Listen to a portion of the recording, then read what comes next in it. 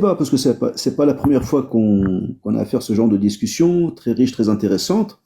On voit effectivement que le nom de Jésus ne correspond à aucune réalité littéraire. Et il y a toujours, avec les chrétiens et les juifs, il y a toujours ce problème de méthodologie. C'est-à-dire, quand on étudie justement le nom de Jésus, c'est-à-dire eux, ils vont partir de l'hébreu, ils vont regarder le grec et ensuite ils vont le comparer à l'arabe. Et la démarche est maladroite parce que je suis déjà intervenu, j'avais cité des textes des pères de la langue hébreu. Et on a par exemple un texte de Maïmonide qui s'appelle Mishneh Torah. Qu'est-ce qu'il dit? Il explique tout simplement que la langue hébreu a été perdue. Elle a été perdue. Et il restait que des mots archaïques. On ne pouvait rien faire avec. On ne pouvait pas rentrer comme on dit, dans le dur. Et donc, à chaque fois que les Juifs ont essayé de s'exprimer, ils ont toujours introduit des éléments étrangers. Et on a différents auteurs qui sont intervenus. On a par exemple un auteur qui est connu, qui s'appelle Yehuda Newmark, qui dit à propos de la langue hébreu, il dit aucun des fils d'Israël ne la recherche ni ne s'enquiert d'elle. Elle est écrite par des mains étrangères, sous-entendu les Grecs.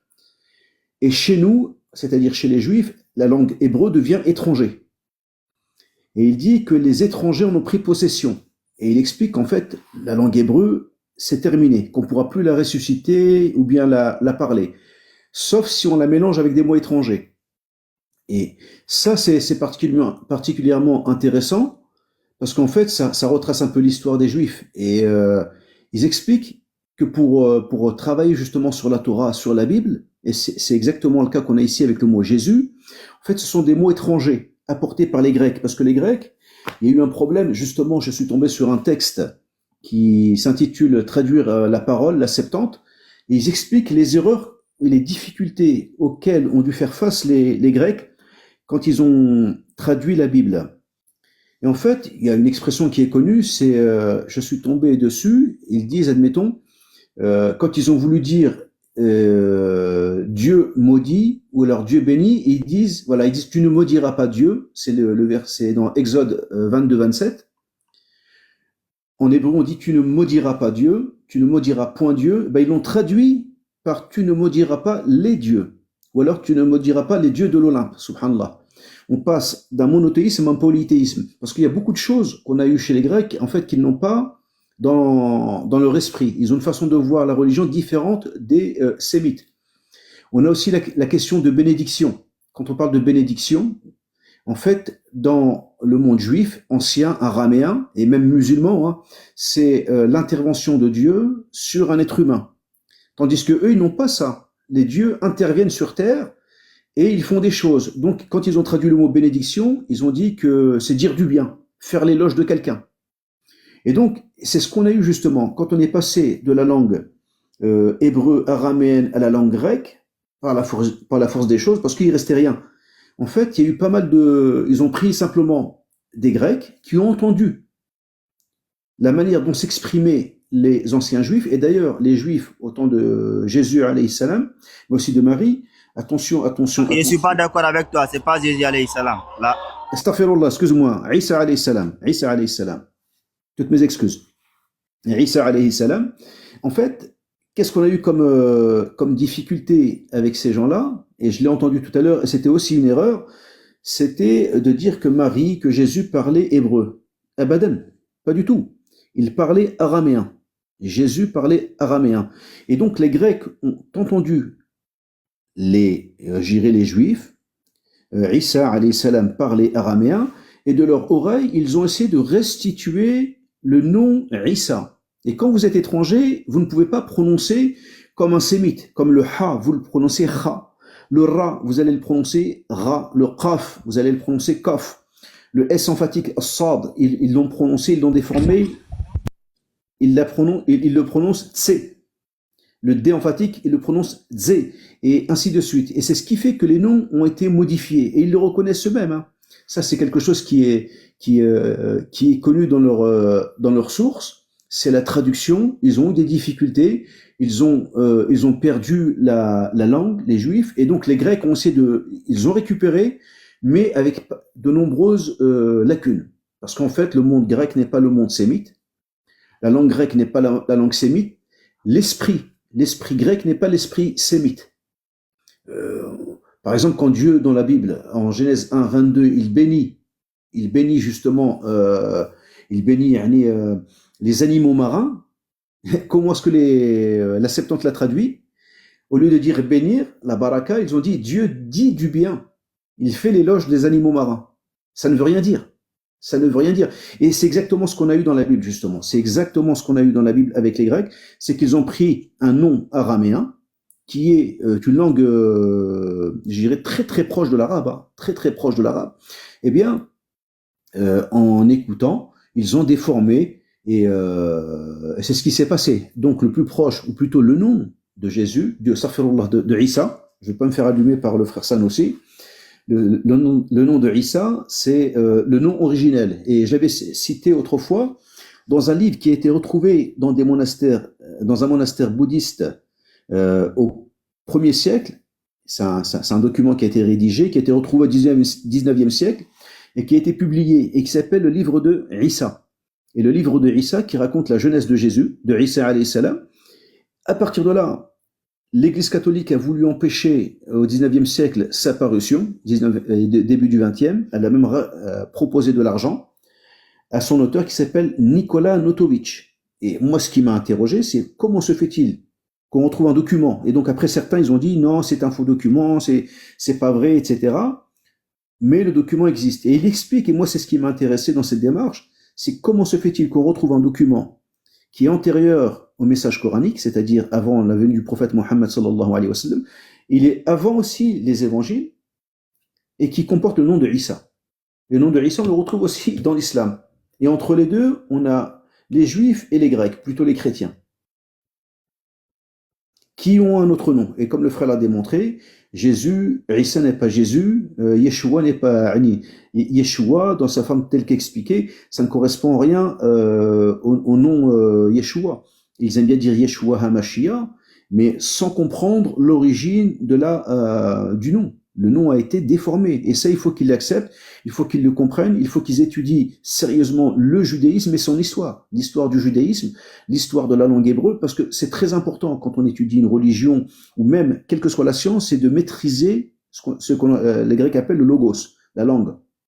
La langue, il faut la maîtriser. Quand on maîtrise la langue, on va comprendre son sujet. Mais si on partait d'une langue telle que le grec, qui n'a pas les concepts hébreux pour comprendre, pour embrasser les concepts sémites, vous allez très très loin. J'ai donné le sens de bénir. Quand on parle de la bénédiction d'Ismaël dans la Torah, c'est un sens très très très fort dans la Torah, et un sens que ne peut pas et qui ne peut pas être restitué par la Bible grecque. Et c'est pour ça que les chrétiens généralement, mais aussi certains juifs occidentalisés, ne comprennent pas ce que signifie la bénédiction d'Ismaël. Pour eux, c'est dire du bien. Ils reprennent le sens grec, mais ne reprennent pas le sens araméen, le sens hébreu et le sens arabe, qui est autre chose. Qui est autre chose, c'est l'intervention, ce sont des paroles vivifiantes, d'une bénédiction, c'est quelque chose de bon pour l'individu, et ce qu'on appelle sa semence zaria. Et donc toujours revenir à la source, savoir que le grec est défaillant pour traduire la Bible. Et donc le nom qui est donné par les Grecs, il est défaillant. De même, et ça il faut le comprendre, le nom donné par les Juifs, il est défaillant parce qu'ils ont perdu leur langue. Il reste vraiment très très peu de mots à droite, à gauche, et ces mots, on peut rien en faire. C'est comme les mots qui sont d'origine gauloise dans la langue française, il en existe. Bien sûr qu'il en existe. Mais essayez de me faire une phrase correcte. Vous ne pouvez pas. Vous ne pouvez pas développer des concepts, vous ne pouvez pas rentrer dans la profondeur. Et donc, c'est ce qui explique tous ces problèmes, toutes ces discussions lorsque l'on dit quel est le nom de Jésus dans sa langue originelle. Attendez, déjà Jésus, c'est en français, c'est Jesus, c'est Jesus, c'est quoi? C'est Yeshua HaMashiach, mais tous ces noms ont été déformés. Et je vous invite d'ailleurs à aller voir une conférence sur YouTube donnée par Henri Atlan, l'invention de la religion juive, et il donne des sources, justement, il cite des rabbins, tels que Maïmonide, en disant que la religion a été perdue, il restait que des courants, et c'est Maïmonide qui a, entre guillemets, réorganisé toute la religion juive à partir de la religion musulmane. Et tout ça pour vous dire aussi que la langue hébreu a été perdue, donc les noms que vous supposez être ceux de Jésus sont aussi perdus, et ils sont aussi faux, mais ils ont été donnés par l'islam. L'islam qui n'a pas bougé depuis des temps immémoriaux. C'est ce que nous disent les paléolinguistes, les gens qui travaillent sur les langues sémites. Et d'ailleurs, quand ils disent sémite, on peut citer Leibniz, qui disait on ne doit pas parler de langue sémitique, mais de langue arabique. Parce que les langues sémitiques procèdent tous de l'arabe, elles viennent de la péninsule arabique. Et ça, c'est pour les juifs et les chrétiens. Barakallahu fikum. Wafik Barakallah, merci beaucoup mon frère. Wallah, c'est intéressant. Est-ce qu'il est possible de faire des recommandations de livres ici pour tout le monde, comme ça ceux qui sont intéressés, ils peuvent aller s'en procurer. Ça pourra nous aider nous tous. Barakallah Wafik. Inch'Allah, je vais essayer de les recenser dans un fichier, puis je vous les communiquerai, ou bien je vous les lirai, ou alors je vous les enverrai. Et il faudra que je fasse ça effectivement, il n'y a pas de problème.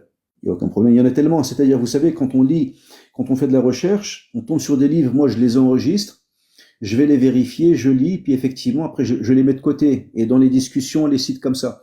Mais c'est vrai que je vais faire une sorte de sommaire, de récapitulatif, pour pouvoir vous les communiquer, Inch'Allah, sans problème, avec plaisir. En tout cas, ça sera bien pour nous tous. Le livre que tu viens de donner là par rapport à tu as dit le livre de Issa. Mais quand tu cherches, je ne sais pas si tu lis en anglais, mais quand on cherche, bah, on tombe dessus en français, mais avec un autre nom. Oui, je pense que c'est l'anglais qui est la version originale, hein, ou bien en fait, il a été édité en France à Paris, ce livre, en tout premier. Ah, donc, il a été, voilà, au 19e siècle. Et en fait, autrefois, en fait, j'étais tombé sur une conférence. Et la conférence, à l'époque, était sur YouTube, elle était disponible. Et elle renvoyait justement sur un livre intitulé Le livre de Issa. Et ensuite, ils l'ont retiré. Ils ont mis le livre de Jésus-Christ, l'auteur Nicolas Notovitch. Et ensuite, dedans, ils parlent du livre de Issa. Ils disent Issa, I2SA.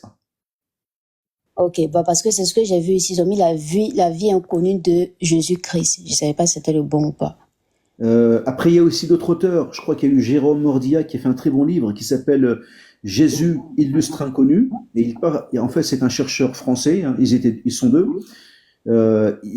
Il part des sources bibliques et il démontre que si Isa alayhi salam revenait, c'est-à-dire si Jésus, le Jésus occidental revenait actuellement, il ne se reconnaîtrait pas. Parce que pour lui, c'est un prophète, c'est un homme de Dieu, et aucunement fils de Dieu ou Dieu lui-même. Et donc, ça s'appelle Jésus illustre inconnu, de Jérôme Mordia. Et il y a un deuxième auteur qui est avec lui, je l'ai oublié. Et donc, Jésus illustre inconnu. Et effectivement, il y a des titres qui sont similaires. Donc, il faut vraiment faire attention. Il faut bien mettre Nicolas Notovitch. Et je suis tombé sur les versions françaises, mais ils ont changé le nom, comme je vous avais dit. On est passé du livre de Issa au livre de Jésus-Christ, de Nicolas Notovitch. Et après, à l'intérieur, il parle effectivement de Issa, sur sa jeunesse. Voilà. Merci beaucoup. Les frères, vous avez l'information. Non, ceux qui veulent s'en procurer, ça sera bénéfique pour vous également. Ok, merci. Salam alaikum wa rahmatullahi wa barakatuh. J'espère que vous allez bien.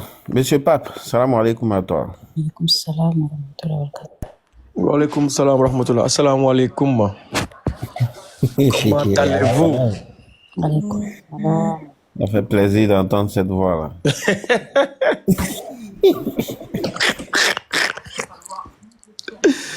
Alors, les candidats sont passés? Ouais, très bien. Il y a d'autres même qui sont là. Il y a Sentinelle. Et puis il y a Témi. Qui ça? Voilà. Oui. Vas-y, Oussaz.